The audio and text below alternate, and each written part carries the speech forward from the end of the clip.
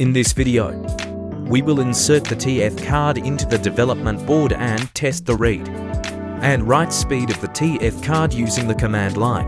Enter the command sudo hdpamm tt/dev/nmcblk1. Wait for a few seconds and print out the TF card's read and write speed. The youyeetoo R1 is a single board computer designed by youyeetoo.com for the IoT market. Despite its compact size, it boasts powerful features. Powered by the flagship RK3588s octa-core 64-bit processor from Rockchip, built on an 8nm process, with a high clock speed of up to 2.4 GHz. The most distinctive feature is that the R1 SBC is also equipped with an NFC near-field communication chip.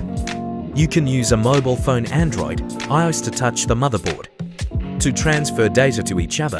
The youyeetoo team provides application example tutorials